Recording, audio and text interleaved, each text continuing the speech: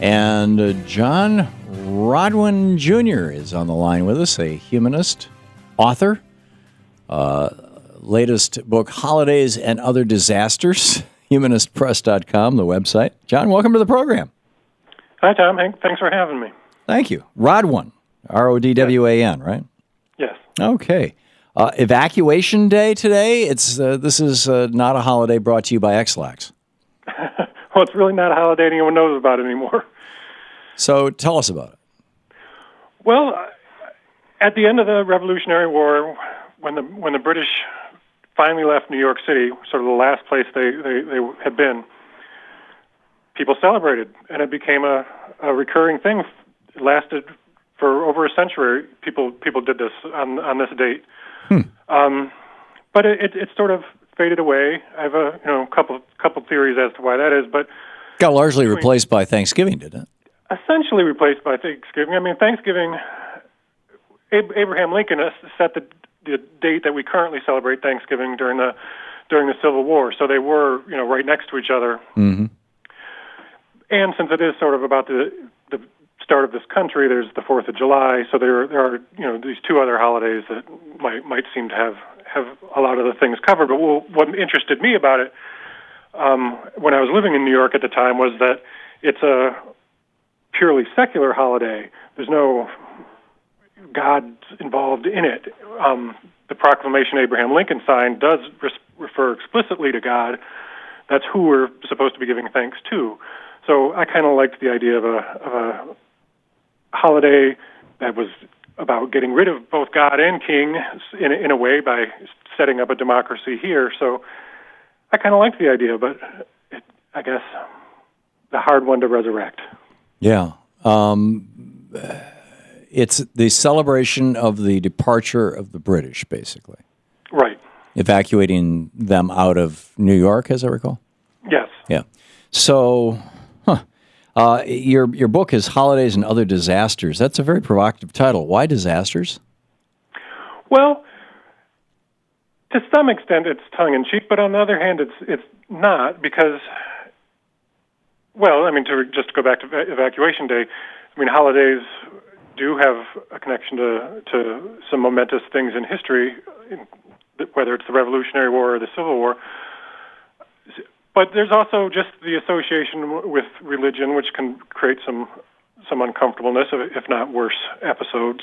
So that's the idea. Is I'm mainly focusing on the religious elements of the holidays from the perspective of a non-religious person. Right. So how have religious holidays changed over American history? My understanding is that in early American history, for example, that Christmas pretty much wasn't celebrated at the time of the Revolution. I mean, or not in the way that it is now, or do I have that completely wrong? Well, I think you're right in that different groups, different sects, or different versions of Christianity. Some didn't like the idea at all for whatever reason, whether because it wasn't too much dancing, or it wasn't sufficiently pure. Because, as people often point out, Christmas has some sort of pagan roots. I mean, it was a Christian holiday sort of grafted onto a previously existing tradition. So there were some groups didn't really like that idea. Mm-hmm. So, but I think at this point it's been fairly accepted as across denominations, Christian denominations. So, what holidays have changed the most from the founding of the country to today, or even in the last 100 years? What holidays would we just no longer recognize? Well, I suppose Christmas might be one. And this is a sort of internal, not necessarily internal, but humanists disagree about this because lots of people who aren't Christian do like to celebrate the holiday, and other people, of course, want to insist that it is essentially a religious holiday to celebrate the birth of Jesus Christ. So there's some disagreement there, but the people who aren't religious but do like Christmas often point out, well, now it is essentially a secular holiday because people of all sorts of beliefs celebrate it in ways that have no spiritual component. Sure. I'm not sure I believe that, but that certainly wouldn't be recognizable. Well, what's wrong with somebody who's an atheist or an agnostic saying, "Hey, let's celebrate Christmas. We can call it Christmas. We don't have to attach any particular religious meaning to it. We can just, hey, it's a holiday. Let's have a party." Well, I suppose there's nothing wrong with it. In the book, I'm not trying to persuade people to do anything. I'm really just sort of telling some stories. I think a lot of people have those anchors, those associations from childhood, where even the tree and the lights and the or those who grew up Christian, the same could be true for other religions and other traditions. The dreidel or the menorah or whatever it may be, that. Even if they're completely secular, hey, let's just do this because this is something that we remember from our childhood, and it makes us feel good. Well, and plenty of people do that, and that's certainly their right and their choice. I think it's sort of, I guess my inclination is to sort of do things for reasons that I can explain, and to celebrate something, but to say, well, I'm not really celebrating the thing this day set aside to celebrate, but I'm just going to have a good time anyway.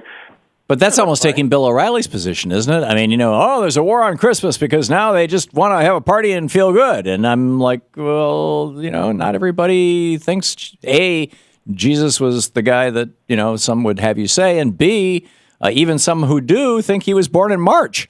And, so why not just have it be a holiday? I mean, a holiday, not a holy day. Well, I don't know how you ever solve that one. My position is really, if you want to claim it as a Christian holiday, you're welcome to it. I don't really need it. I can celebrate other things other days. Yeah, there you go. You mentioned that in 1863, Abraham Lincoln essentially made Thanksgiving into Thanksgiving.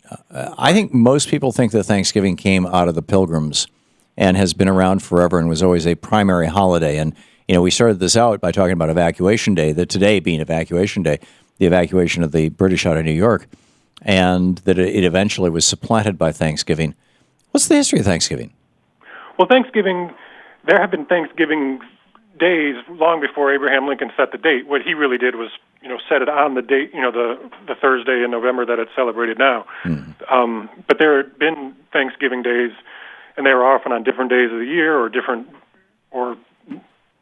in different places, they'd be different days. So really what he was doing was just setting the date for the nationwide celebration. But they did exist in various forms. Yeah. Is there an attempt to create holidays among people who are explicitly atheist, or aside from like the Church of the Flying Spaghetti Monster kind of thing, but people who are just like nothing, But here's a holiday. Is there any attempt to create a secular holiday for America? Oh, yeah, there have been. There's one, I can't remember the name of it off the top of my head, but it falls, I think, right around Christmas. The idea is obviously to sort of give people who do want to do all those things you mentioned to celebrate Christmas, but be able to call it something else. So they just call it something else. Right. That's Merry Grog Day, What's that? Happy Grog Day, a good day to make merry or whatever. Okay, well, very interesting. Thank you for dropping by. And humanist, author, and humanistpress.com. John Rodwan Jr., the author of the latest book, Holidays and Other Disasters. Thanks for dropping by, sir. Thanks, Tom. Good talking. We'll be back.